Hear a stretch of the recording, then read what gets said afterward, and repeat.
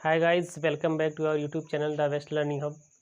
Students, इसके previous वाले video में हम लोगों ने कक्षा 9th के जो पहला हमारा प्रश्नावली थी, हमारी जो पहली प्रश्नावली थी 1.1, उसका हमने अध्ययन किया था।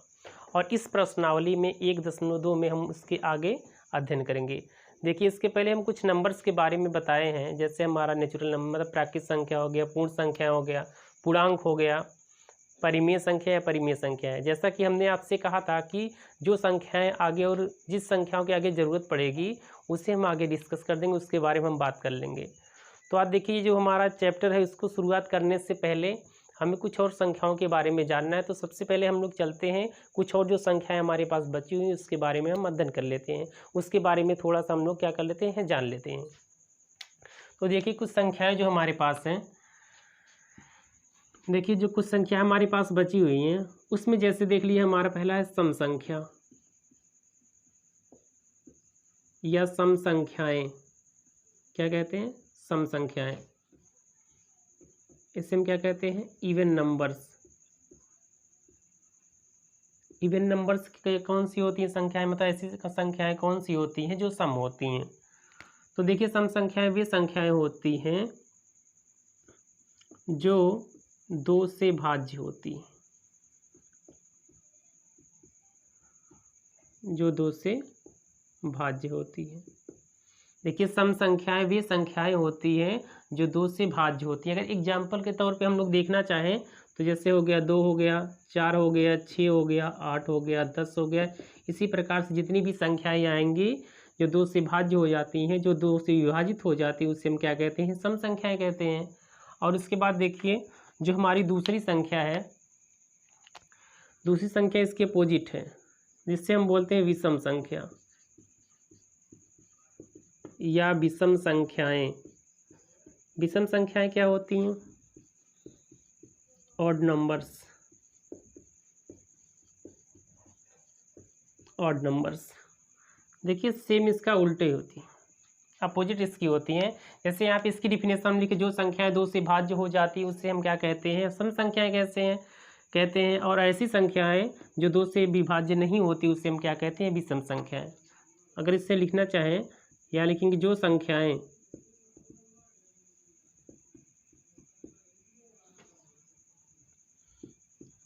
2 से भाज्य नहीं होती उससे हम क्या कहते हैं? विषम संख्याएं कहते हैं। एग्जाम्पल के तौर पर देखिए, 1 है हमारे पास, 3 है, 5 है, 7 है, 9 है, 11। इसी प्रकार से जितनी भी संख्याएं होती हैं उसे हम क्या कहते हैं? विषम संख्याएं। ऐसी संख्याएं जो 2 से विभाज्य नहीं होती हैं या भाज्य नहीं होती उसे हम क्या कहते हैं? विषम संख्याएं कहते हैं। इसके बाद देखिए, इसके बाद जो हमारी तीसरी नंबर्स हैं, अब देखिए इन दोनों को हम क्या कर देते हैं? मिटा देते हैं। तो ये आपको पता चले, सम संख्या किसे कहते हैं? वे संख्या जो 2 से भाज्य होती है उसे सम संख्या कहते हैं। 2, 4, 6, 8, 10 इसी प्रकार से जितनी भी संख्याएं आएंगी। और विषम संख्या उससे कहते हैं जो संख्याएं 2 से भाज्य नहीं होती उसे हम क्या कहते हैं? विषम संख्याएं कहते हैं। ठीक, अब देखिए,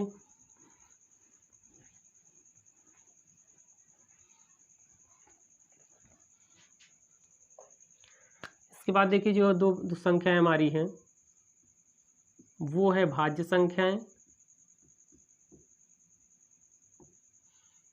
भाज्य संख्याएं जिससे हम कहते हैं कंपोजिट नंबर,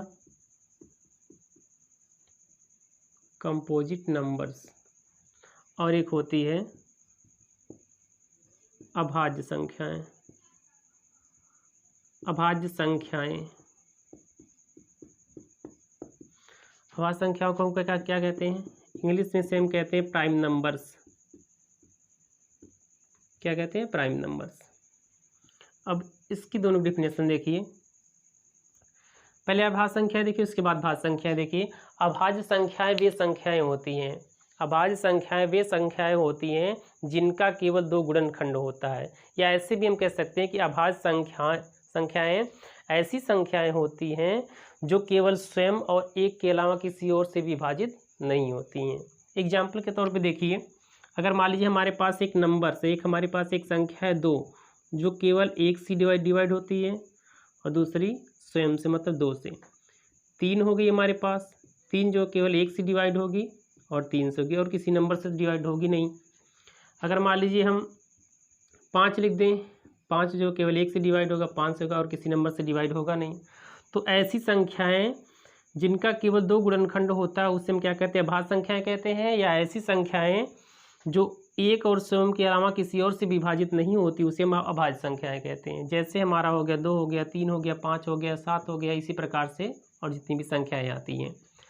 अब देखिए भाज्य संख्या ठीक इसका अपोजिट हो जाएगा, ऐसी संख्याएं जिनका 2 से अधिक गुणनखंड होता है, या ऐसी संख्याएं जो एक और स्वयं के अलावा किसी और संख्या से भी विभाजित हो जाती है उसे हम क्या कहते हैं, भाज्य संख्याएं कहते हैं। जैसे 4 हो गया। अब 4 देखिए ये 1 से भी विभाज्य है, 4 से भी विभाज्य है, और किसी से विभाज्य है, ये 2 से भी विभाज्य है। तो हम देख रहे हैं जो इसका गुणनखंड है वो 1 2 3 हो जा रहा है, मतलब 2 से ज़्यादा। ऐसी संख्याएं जिसके 2 से ज़्यादा गुणनखंड होते हैं उससे हम क्या कहते हैं, भाज्य संख्याएं कहते हैं। 6 है। अब 6 देखिए 1 से विभाज्य है, 6 से विभाज्य है, इसे देखेंगे 2 से विभाज्य है और 3 से भी विभाज्य है, मतलब 2 से ज़्यादा हो गए, मतलब क्या हो गई, ये भाज्य संख्याएं। ऐसी संख्याएं जो स्वयं और एक के अलावा किसी और से भी विभाजित हो जाती है उसे हम क्या कहते हैं, भाज्य संख्याएं कहते हैं। ठीक है, अब शायद आप लोगों को समझ में आ गया होगा। अब देखिए एक जो हमारी संख्या होती है, एक जो एक होता है वह ना तो भाज्य है और ना ही अभाज्य है। जो एक संख्या होती है वह ना तो भाज्य होती है और ना ही अभाज्य होती है। देखिए अब हमारे पास क्वेश्चन कैसे पूछता है, कभी कभी ये कहता है कि सबसे छोटी हमारी अभाज्य संख्या कौन सी होती है। सबसे छोटी अभाज्य संख्या क्या होती है, हमारी 2 होती है। सबसे बड़ी अभाज्य संख्या हमको नहीं पता है ये, क्योंकि ये देखिए जो हमारी गिनती होती है इनफाइनाइट तक होती है, तो हम सबसे छोटी बता सकते हैं लेकिन सबसे बड़ी नहीं बता सकते हैं। उसी प्रकार से देखिए जो भाज्य संख्याएं होती हैं, कहेगा सबसे छोटी भाज्य संख्या कौन सी होती है, तो हम सिंपल से बता देंगे सबसे छोटी भाज्य संख्या हमारी कौन सी होती है, 4 होती है। अगर बड़े की बात कर देगा तो हम क्या करते हैं, हम जानते हैं गिनती हमारी इनफाइनाइट तक होती है, तो हम बता नहीं सकते हैं सबसे बड़ी भाज्य संख्या कौन सी होती है। अब देखिए कुछ नंबर्स हैं जिसके बारे में इसके पहले वीडियो में भी हम बता सकते हैं, rational number and irrational numbers, परिमेय संख्याएं और अपरिमेय संख्याएं। अब उसके बारे में ज़्यादा हम डिटेल में अध्ययन नहीं करेंगे। देखिए परिमेय संख्याएं कौन सी होती हैं, परिमेय संख्याएं, यहाँ हम लिख दे रहे हैं अपरिमेय संख्याएं, अपरिमेय संख्याएं। ठीक, परिमेय संख्याएं कौन सी होती हैं, जिससे हम P/Q के रूप में लिख सकते हैं और Q का मान 0 नहीं होता। जो नीचे मतलब हमारा डिनोमिनेटर होता है या हर होता है उसका मान 0 नहीं होना चाहिए, इससे हम क्या कहेंगे, परिमेय संख्याएं कहेंगे। अपरिमेय संख्याएं क्या होता है, जिससे हम P/Q के रूप में लिख ही नहीं सकते हैं, उससे हम क्या कहते हैं, अपरिमेय संख्याएं कहते हैं। अपरिमेय संख्या में एग्जाम्पल के तौर पे हम बताए थे, जैसे मान लीजिए जो करड़ी में आती है हमारी संख्याएं और उनका वर्गमूल नहीं निकलता, उससे हम क्या कहते हैं, अपरिमेय संख्या कहते हैं। यहाँ पे जैसे मान लीजिए √2 हो गया, √3 हो गया, ये सब क्या होगी, हमारी अपरिमेय संख्याएं होगी। और इसको हम बताते हैं, आप लोग ध्यान रखिए कि जो पाई होती है वो क्या होती है, अपरिमेय संख्याएं होती हैं। अब देखिए परिमेय संख्याएं। अब देखिए अगली जो हमारी संख्या है, जो अगली संख्या है, इन दोनों को मिला करके परिमेय संख्याएं और अपरिमेय संख्याओं को जब हम मिला देते हैं तो एक संख्या बनती है जिसे हम कहते हैं वास्तविक संख्याएं। क्या कहते हैं, वास्तविक संख्याएं। इंग्लिश में से हम कहते हैं रियल नंबर्स। क्या कहते हैं, रियल नंबर्स। मतलब परिमेय संख्याएं और अपरिमेय संख्याओं के योग को ही हम क्या कहते हैं, वास्तविक संख्याएं। अब देखिए क्वेश्चन कभी कभी ये करता है, क्या कहता है कि सभी वास्तविक संख्याएं, जो सभी वास्तविक संख्याएं होती हैं मतलब दोनों, वो केवल अपरिमेय संख्याएं होती हैं, तो गलत हो जाएगा। अगर इस प्रकार से कहते हैं कि सभी वास्तविक संख्याएं परिमेय संख्याएं होती तो गलत हो जाएगा। क्यों, क्योंकि वास्तविक संख्याएं परिमेय भी होती हैं अपरिमेय भी होती हैं। अगर इसी प्रकार से कह दे कि सभी परिमेय संख्याएं वास्तविक संख्याएं होती हैं तब सही हो जाएगा। सभी अपरिमेय संख्याएं वास्तविक संख्याएं होंगी तब जाके सही हो जाएगा। अब देखिए इनके इसके बारे में हम लोग जान चुके, अब चलते हैं अपने अभ्यास में। अब देखिए अभ्यास में जो हमारा पहला क्वेश्चन दिया है वो केवल सत्य और असत्य को बताना है। क्या करना है, सत्य और असत्य को बताना है और उसका कारण भी देना कि यह सत्य क्यों है और यह असत्य क्यों है। देखिए, तो पहला क्वेश्चन आपकी स्क्रीन पे दिख रहा होगा। पहला क्वेश्चन क्या कह रहा है? कह रहा है कि प्रत्येक अपरिमेय संख्या एक वास्तविक संख्या होती है। आप लोग देखिए स्क्रीन पे दिया है कि प्रत्येक अपरिमेय संख्या एक वास्तविक संख्या होती है। अभी देखिए हम कहे थे कि जो परिमेय संख्याएं होती हैं और जो अपरिमेय संख्याएं होती हैं, इन दोनों को जब यदि हम जोड़ देते हैं तो हमारी संख्या बन जाती है वास्तविक संख्या। ठीक, तो पहला जो हमारा क्वेश्चन दिया है, पहला क्या कह रहा है? कह रहा है कि सभी जो प्रत्येक अपरिमेय संख्या होती है वह एक वास्तविक संख्याएं होती हैं। परिमेय हो चाहे अपरिमेय हो, दोनों क्या होती? वास्तविक संख्याएं। अब ये कह रहा है कि सभी अपरिमेय संख्याएं वास्तविक संख्याएं होती हैं, तो लिखेंगे ये सत्य है। क्या है? सत्य है, क्योंकि सभी अपरिमेय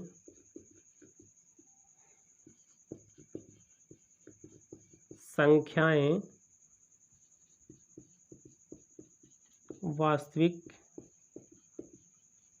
संख्याएं होती हैं।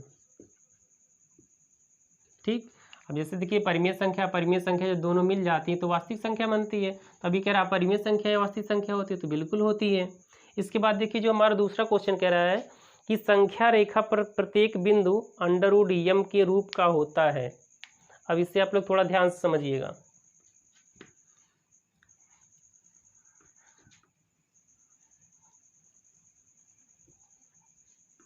क्या कह रहा है? कह रहा है कि संख्या रेखा का प्रत्येक बिंदु, मान लीजिए कि हम क्या बना लेते हैं, एक संख्या रेखा बना लेते हैं। एक हम क्या बना लिए यहाँ पे? संख्या रेखा। यहाँ मान लीजिए 0 हो गया, 1 हो गया, यहाँ 2 हो गया, यहाँ 3 हो गया, और इसे हम बढ़ा भी सकते हैं। इधर क्या हो जाएगा? यहाँ -1 हो जाएगा, इधर -2 हो जाएगा। तो इतना ही हम केवल लेते हैं। तो कह रहा है कि संख्या रेखा का जो प्रत्येक बिंदु होता है वह अंडरवुड m के रूप का होता है। क्या होता है? आप लोग स्क्रीन पे देख सकते हैं, अंडरवुड m के रूप का होता है, जहाँ पे m क्या है? एक प्राकृतिक संख्या है। क्या ऐसा आप लोग यहाँ पे ध्यान समझिएगा कि जो संख्या रेखा का जो प्रत्येक बिंदु है, मतलब ये बिंदु है, ये बिंदु है, ये बिंदु है, इसके आगे जितने भी बिंदु होंगे, इधर भी ये बिंदु, ये बिंदु, ये बिंदु, क्या ये सब अंडरवुड m के रूप का है? जहाँ पे m जो है वह क्या है? एक प्राकृतिक संख्या है। अब देखिए जैसे मान लीजिए हम देखना चाहें, जो 3 है, तो 3 ये किसका वर्गमूल होता है? यहाँ हम लिख सकते हैं 9 का वर्गमूल होता है। ये तो सही है कि ये 3 है, एक संख्या रेखा का एक बिंदु है, और ये एक प्राकृतिक संख्या उसका एक वर्गमूल है, मतलब अंडरवुड रूप का ही। देखिए अंडरवुड क्या है? अंडरवुड 9, ये इसका ही तो रूप है, क्योंकि ये दोनों बराबर है, तो हम कह सकते हैं ये तो है। अब देखिए यहाँ पे 2 है, तो इसे हम क्या कह सकते हैं? अंडरवुड 4, ये अंडरवुड 4 का ही तो रूप है 2, तो इसे भी कह सकते हैं ये भी है। अगर मान लीजिए हम आगे भी बढ़ाना चाहें, अगर मान लीजिए आप 4 लिख देते हैं, तो इसे हम भी लिख सकते हैं कि अंडरवुड 16 का क्या है? वर्गमूल है। अब देखिए 1 पे आते हैं, 1 किसका वर्गमूल है? ये भी 1 का वर्गमूल है। ये भी हमारी क्या है? प्राकृतिक संख्या है। ये प्राकृतिक संख्या, ये प्राकृतिक संख्या, ये सब प्राकृतिक संख्या ही आ रही है। इसका वर्गमूल सब नीचे दिया गया है, तो क्या ये सही है? अब आगे और चेक करते हैं। देखिए जो 0 है, ये किसका वर्गमूल है? ये 0 का ही वर्गमूल है। किसका वर्गमूल है? ये 0 का ही वर्गमूल है। लेकिन हम जानते हैं कि 0 एक प्राकृतिक संख्या नहीं है, इसलिए हम इस क्वेश्चन में क्या कह देंगे कि यह असत्य है। दूसरा ऑप्शन क्या हो जाएगा? असत्य है, असत्य है। अब देखिए यहाँ लिखेंगे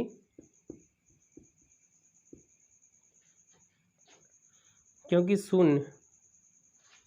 शून्य किसी प्राकृतिक संख्या का वर्गमूल नहीं है। क्या है? क्योंकि अब देखिए केवल हम यहाँ पे शून्य लिखे हैं, और जबकि ये भी हम जानते हैं जो अंडर -1 आएगा तो ये भी प्राकृतिक संख्या का ही। अब देखिए इधर से जितनी भी प्राकृतिक संख्या हमारी समाप्त हो गई हैं, ये हमारी पूर्ण संख्या में आती है, सब मिला के इंटीजर्स मतलब पूर्णांक हो जाते हैं। लेकिन इधर क्या होता है?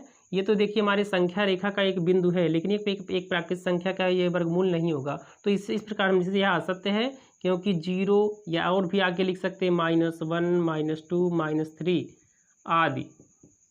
आदि किसी प्राकृतिक संख्या का वर्गमूल नहीं है। तो आई होप कि आप लोगों को क्लियर हो गया होगा कि इस रूप का नहीं है और क्यों नहीं है। हम इधर आगे बढ़ते चले जाएंगे, वो हम देखेंगे किसी न किसी का वर्गमूल है किसी प्राकृतिक संख्या का, लेकिन जब पूरे की बात करेगा तो हम देखते हैं 0 तो हमारी प्राकृतिक संख्या है ही नहीं, तो इसका वर्गमूल तो ये होगा ही नहीं। इधर आएंगे जैसे वो पूर्णांक हो जाएगा तो वो प्राकृतिक संख्या होगी ही नहीं।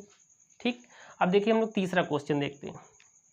तीसरा क्या कहता है कि प्रत्येक वास्तविक संख्या एक अपरिमेय संख्या होती है। अभी देखिए इसको हम बताए हैं, कह रहा है कि सभी वास्तविक संख्याएं अपरिमेय होती है। अभी देखिए इसके पहले हम बताए हैं कि परिमेय अपरिमेय मिल करके ही वास्तविक बनाती हैं, तो ये कह रहा है सभी वास्तविक संख्याएं अपरिमेय होती हैं, ये रॉन्ग है बिल्कुल। तो ये लिखेंगे यह असत्य है। क्या है ये? असत्य है, क्योंकि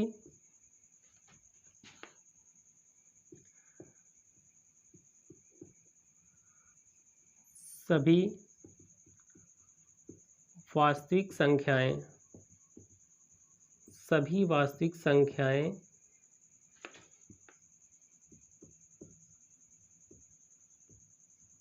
परिमेय या अपरिमेय होती है। क्योंकि यह सत्य है क्योंकि सभी वास्तविक जो संख्याएं होती हैं या सभी को हटा देते हैं, या ऐसे कह सकते हैं असत्य है क्योंकि वास्तविक संख्याएं परिमेय या अपरिमेय होती हैं। मतलब उसमें क्या है, उसमें परिमेय भी आ सकता है, तो मतलब ये क्या हो जाएगा हमारा असत्य। हम जानते हैं कि जितनी भी जो परिमेय संख्याएं होती हैं, परिमेय संख्या प्लस अपरिमेय संख्या, जब ये दोनों मिल जाते हैं तब जाके हमारी वास्तविक संख्याएं बनती हैं, तब जाके क्या बनती है हमारी वास्तविक संख्याएं बनती हैं। अब ये कह रहा है कि सभी वास्तविक संख्याएं केवल अपरिमेय होती हैं, ऐसा तो नहीं है। वास्तविक संख्या क्या होती है, परिमेय अपरिमेय दोनों मिलकर के ही बनती हैं।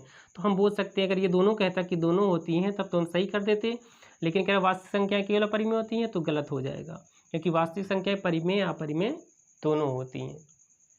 ठीक है, अब अगला देखिए क्वेश्चन दिया है प्रश्न नंबर 2, आपकी स्क्रीन पे देखिए। स्क्रीन पे देखिए दिया है कि क्या सभी धनात्मक पूर्णांकों के वर्गमूल अपरिमेय होते हैं? यदि नहीं तो एक ऐसी संख्या के वर्गमूल का उदाहरण दीजिए जो एक परिमेय संख्या है। देखिए अब तीसरा क्वेश्चन, ये भी इसी प्रकार का है, अभी जैसे हम समझाए वो भी उसी प्रकार का ही है। कह रहा है देखिए, क्या सभी धनात्मक पूर्णांकों के वर्गमूल अपरिमेय होते हैं? पहले एक बार समझ लीजिए, जितने भी धनात्मक संख्याएं होती हैं, क्या कह रहा है, जैसे धनात्मक संख्या क्या हमारी 1 है, इसका वर्गमूल 2 है, इसका वर्गमूल 3 है, इसका वर्गमूल 4 है, इसका वर्गमूल 5 है, इसका वर्गमूल। कहना चाहता है कि क्या सभी धनात्मक संख्याओं के जो वर्गमूल हैं ये हमेशा अपरिमेय होती हैं? अपरिमेय क्या होती है हम लोग जान चुके हैं, जो अंडर रूट जिसका वर्गमूल नहीं निकलता है। तो जितने भी धनात्मक संख्याएं देखिए, पहले 1 का देखेंगे तो ये निकल जा रहा है, 1 आ जा रहा है, इसका नहीं निकल रहा है, इसका भी नहीं निकल रहा है, लेकिन इसका देख रहे हैं 2 निकल जा रहा है, इसका भी नहीं निकल रहा। तो ऐसे यदि हम आगे बढ़ते चले जाएंगे तो हमें कुछ संख्याएं ऐसी मिलती जाएंगी। अब जैसे आगे आगे यहाँ पे अंडर रूट 9, इसका भी 3 निकल जाएगा। ये सब क्या है, ये परिमेय संख्या है, ये भी क्या है, ये भी क्या है, परिमेय संख्या है, और ये भी क्या है, परिमेय संख्या है। तो हम देख रहे हैं, अब देखिए इस क्वेश्चन में यही कहा है कि क्या जितनी भी धनात्मक संख्याएं होती हैं जो इनका वर्गमूल है वह हमेशा अपरिमेय होता है? नहीं, ये गलत है। अब कह रहा है कि यदि नहीं तो एग्जाम्पल दीजिए। तो यहाँ पे हम लोग इसका आंसर लिखेंगे नहीं, नहीं सभी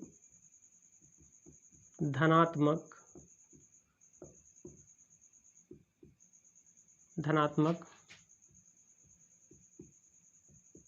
संख्याओं का वर्गमूल अपरिमेय नहीं होता है। जैसे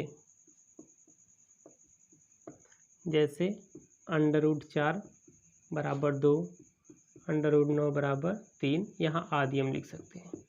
ठीक, हम लिखेंगे नहीं, सभी धनात्मक संख्याओं का वर्गमूल अपरिमेय नहीं होता है। जैसे √4, ये 2 आ गया, ये 3 आ गया, ये दोनों हमारी क्या हो जाती हैं, ये परिमेय संख्या होती है। ठीक, ये हमारा हो गया अगला क्वेश्चन। अब देखिए इस प्रकार से दिया हमारे पास अगला क्वेश्चन, दिखाइए कि संख्या रेखा पर √5 को किस प्रकार निरूपित किया जा सकता है। अब ये देखिए √5 को संख्या रेखा पर निरूपित करना है।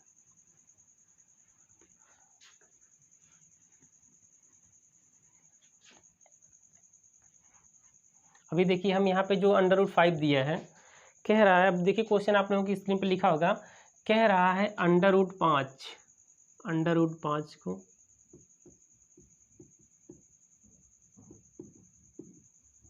संख्या रेखा पर निरूपित करना।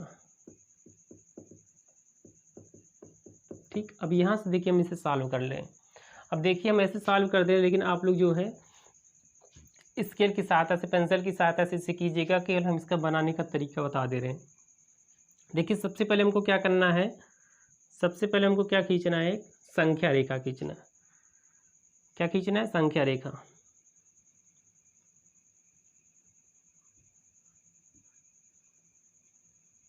मान लीजिए यहाँ तक हम बना दिए, ये 0 हो गया, 1 हो गया, 2 हो गया, 3 हो गया, 4 हो गया। आप क्या करेंगे, इससे सेंटीमीटर से नाप करके हमेशा से बराबर होना चाहिए।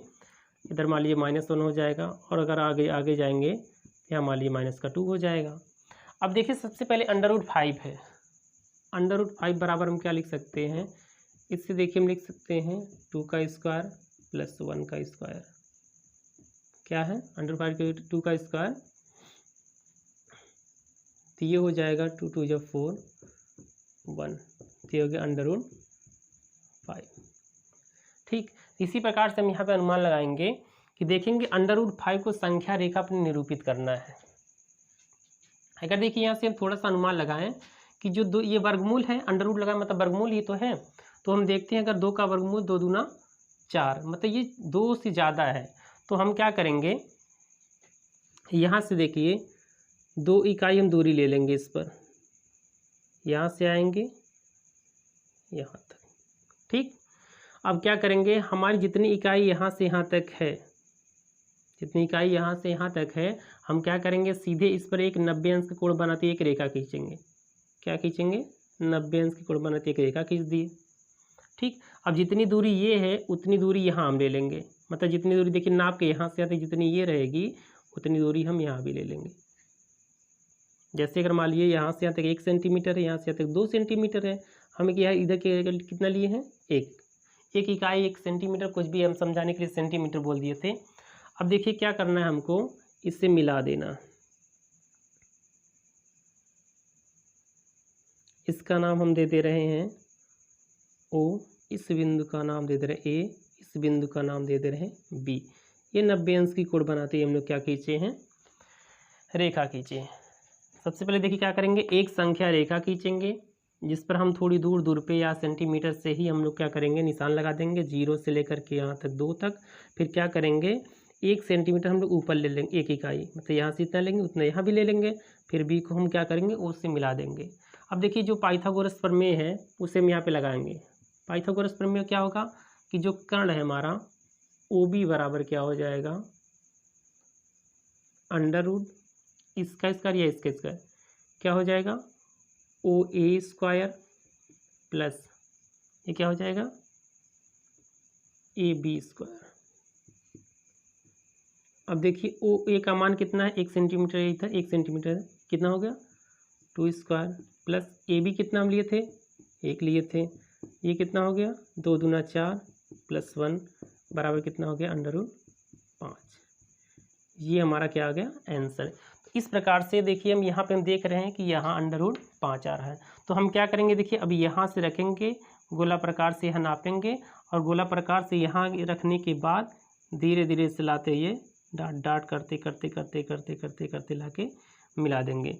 मान लीजिए ये बिंदु हमारा क्या हो गया, P। तो यहाँ पे जो हमारा P बिंदु होगा उसका मान होगा √5। ठीक, अब शायद आप लोगों को समझ में आ गया होगा। ठीक है, अब इसी प्रकार से जितने भी क्वेश्चन आएंगे हो सकता है आप लोग हल कर ले जाएं। अब देखिए इसके बाद दिया है कि एक दिया है कक्षा में वर्गमूल सर्पिल की रचना क्रियाकलाप द्वारा कीजिए। अगर देखिए सर्पिल की बात कर देगा तो सिंपल सा कुछ करना नहीं है, हम देखिए आप लोग कैसे बता दे रहे हैं, आप लोगों को जो है स्केल पटरी और सबकी सहायता से ही करना है। क्वेश्चन देखिए चौथा स्क्रीन पे आप लोग देख लीजिएगा। अब देखिए जब भी कहीं पर सर्पिल आकार की कहेगा, क्या कह रहा है कि कक्षा में वर्गमूल सर्पिल की रचना कीजिए, वर्गमूल सर्पिल की रचना करना है और क्रियाकलाप के द्वारा। तो देखिए सिंपल सा कुछ नहीं करना है, जैसे देखिए हमारे पास एक क्या है संख्या रेखा है, यहाँ पे मान लीजिए हम 0 मान लेते हैं, यहाँ पे हम 1 मान लेते हैं, इससे मान लीजिए थोड़ा सा और बढ़ा देते हैं, यहाँ 2 हो गया, यहाँ 3 हो गया, ये 1 हो गया, ये 2 हो गया, ये 3 हो गया, इधर आएंगे तो -1 हो जाएगा। अब देखिए जब भी कहेगा वर्गमूल सर्पिल की बात करेगा तो हम हमेशा क्या करेंगे, एक इकाई की दूरी लेंगे। क्या करेंगे, एक इकाई की दूरी, यहाँ से लेकर यहाँ तक एक इकाई की दूरी हो गई।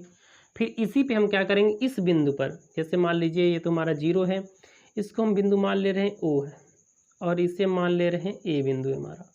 ठीक, तो जितनी OA की दूरी होगी और उसी पे हम क्या करेंगे, A बिंदु पर एक 90 अंश की कोण बनाते हुए क्या खींचेंगे, किरण खींचेंगे,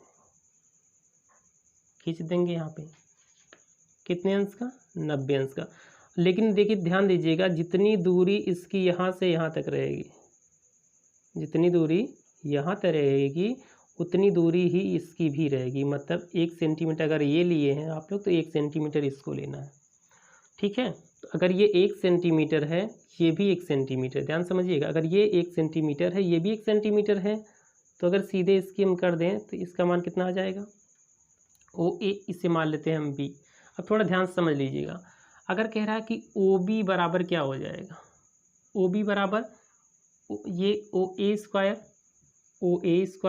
प्लस AB स्क्वायर। ठीक, OA का मान कितना, 1 का स्क्वायर, इसका भी मान 1 का स्क्वायर, कर्लिंग कर दिए, 1 का स्क्वायर 1 प्लस 1, ये कितना हो गया √2।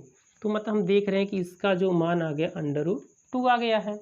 इसी प्रकार से देखिए अब अगर हमें सर्पिल की रचना करना है, अब देखिए ये जो हमारे पास हाइपोटेनियस है, मतलब जो ये हमारी रेखा है OB, जो हमारी भुजा है OB, इस पर हम क्या करेंगे, चांदा रखेंगे, और चांदा रख करके हम क्या करेंगे, इस पर 90 अंश का कोण बनाएंगे। कितने अंश का, 90 अंश का कोण बनाएंगे।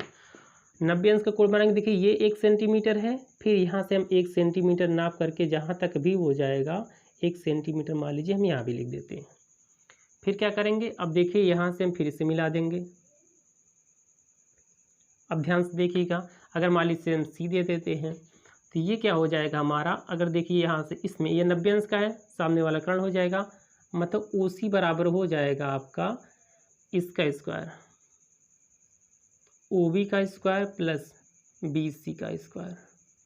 अगर इसे हम देखेंगे, देखिए इसका स्क्वायर मतलब नीचे वाले का √2 का होल स्क्वायर प्लस 1 स्क्वायर, इसका स्क्वायर निकाल देंगे कितना आ जाएगा, 2 आ जाएगा, इसका करेंगे तो 1 आ जाएगा, ये होगा √3, तो इसका मान कितना आ गया √3।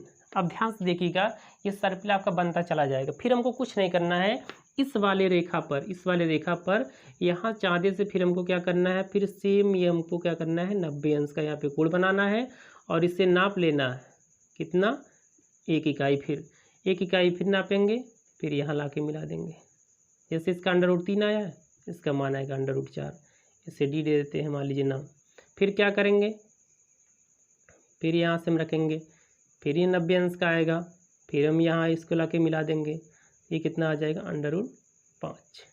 फिर और आगे हमको बढ़ना होगा, फिर यहाँ पे देखिए इससे बढ़ाएंगे, ये 90 अंश का रख करके 1 सेंटीमीटर जहाँ भी आएगा यहाँ का रख देंगे, इसका मान फिर ऐसे जोड़ देंगे, इसका मान कितना आया था √5, इसका आ जाएगा √6। तो इसी प्रकार से हम ये चाहे जितना निकालते हुए जा सकते हैं। ठीक, तो अब देखिए ये वाला हमारा अभ्यास समाप्त हुआ। आई होप कि अब आप लोगों को अच्छे से क्लियर होगा, अब कोई दिक्कत आपको नहीं होगी। अगर आप लोगों को फिर भी कुछ दिक्कत हुई तो प्लीज़ आप लोग हमें कमेंट बॉक्स में बताइएगा। अगर हमसे हो सकता है, यदि हमारे अंदर कुछ कमी रही होगी तो उसे हम दूर करेंगे, और यदि आप लोग कुछ बताएंगे तो हम उसे और बेहतर से बताने का प्रयास करेंगे। धन्यवाद। Thanks for watching my video.